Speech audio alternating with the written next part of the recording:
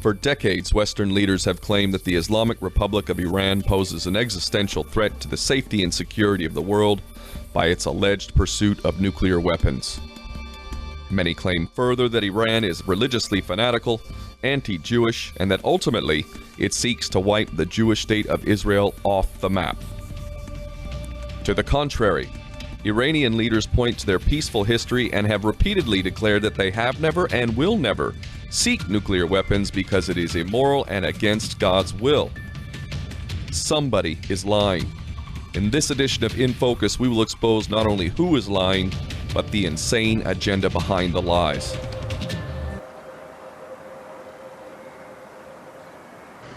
I've come here to Tehran in Iran, a place that we've heard so much about over the years. Now let us imagine that Iran is launching wars of aggression against its neighbors and killing civilians on a regular basis. Let us imagine further that Iran is provably committing war crimes, crimes against humanity, and genocide according to the Black's Law Dictionary definition of the word. Imagine even further that Iran has illegally acquired hundreds of nuclear weapons and that leaders within Iran have threatened to use those weapons against Europe and beyond if its existence were threatened. Now, if that were the case, we'd all be wise to consider Iran a legitimate threat to global security. The only problem is what I have just described is the criminal activity of Israel, not the Islamic Republic of Iran. So why is it that Israel is treated as a peace-loving democratic nation in the Middle East, while the people of Iran are being collectively punished and continuously threatened with all-out war? They were taken over by the U.S. in a coup d'etat in 1953.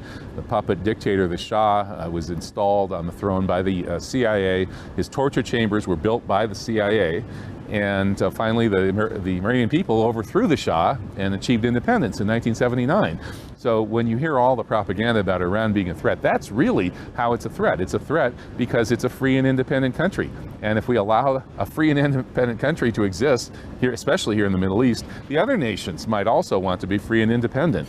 Iran is the ultimate stumbling block for what Israel wants to do in the Middle East, what I prefer to call Southwest Asia, which is a crucial part of Eurasia. Full spectrum dominance over this whole region, which implies balkanization of individual states.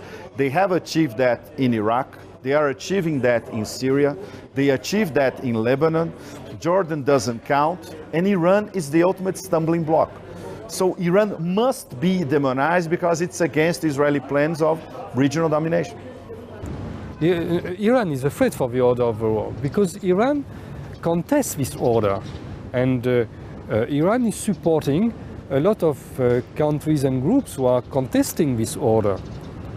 So I understand what Benjamin Netanyahu wants to say. He wants to say that Iran is a revolutionary country. That's true, yes.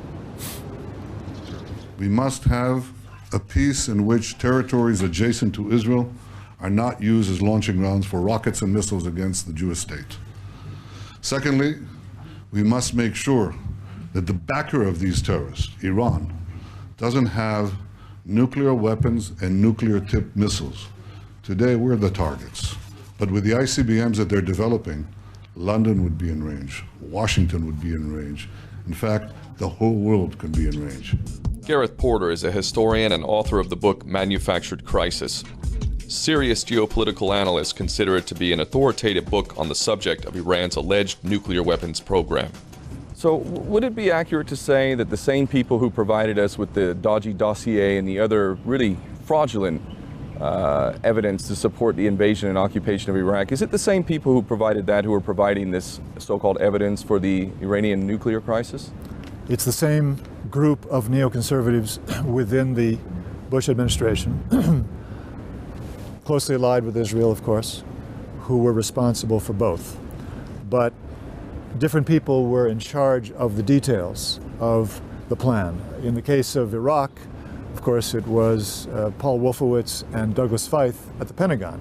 In the case of Iran, however, it was John Bolton at the State Department who had the primary responsibility for Iran policy. We know that he went on unauthorized trips to Israel. The first unauthorized trip in June of 2003, he met with the head of Mossad, And there was no record of what was said in the meeting because it was unauthorized. And that a few weeks later, Mossad created a new office, which we know from a journalistic account that was published later, had the function of putting information out to governments and news media about the Iranian nuclear program. The same people who forged the dodgy dossier claiming that there were WMD in Iraq, which was the excuse for that horrific war that killed over 1 million people, are doing the same thing with Iran. They actually plotted to implicate Iran in a nuclear program at exactly the same time, using the same people and the same techniques as the dodgy dossier on the Iraqi WMD. So it's another WMD scare, and it's just as bogus as the first one. It was absolutely fraud. They weren't cherry picking. This was out and out fraudulent documentation. This story is very strange because it's continuing since years and years. There is no evidence at all of a military program. This country was inspected much more by any other country in the world, but they continue to say that this country will have a nuclear bomb next week, always next week, since years, next week. Every month that goes by brings Iran closer to possessing a nuclear weapon. The world is united in support of our determination to prevent Iran from developing a nuclear weapon. Brought a diagram for you. Here's the diagram. Where should a red line be drawn? A red line should be drawn right here. من تأکید می‌کنم که جمهوری اسلامی هرگز در پی تسلیحات هسته‌ای نیست. شعار ما انرژی هسته‌ای برای همه و سلاح هسته‌ای برای هیچ کس است. ما بر این هر دو سخن پای خواهیم فشرد. Iran is one of the least aggressive countries in modern history. It's been continually attacked, invaded, and terrorized, and they've never attacked anybody for a very long time. So they're a classically defensive power. If you are an ally, if you join our coalitions, if you're part of the international financial system, etc., you can get away with anything. But if you have a theological political system of government, if you had an Islamic revolution against our own interests in the Middle East and beyond, then you are an outcast, an outsider, a pariah, and you must be isolated, contained, and if everything fails, bombed. This is America, bombing the world into democracy and freedom. And here we have Secretary of State Hillary Clinton cackling like a clinical psychopath with the prospect of instigating a war of aggression that would in all likelihood lead to World War III. Let us not forget that this woman is the odds-on favorite to become the next president of the United States. What we see within this matrix of power is a sickeningly servile mainstream media constantly allowing the lie that Iran is pursuing nuclear weapons to go unchallenged and thus maintaining the illusion of Iran as a threat.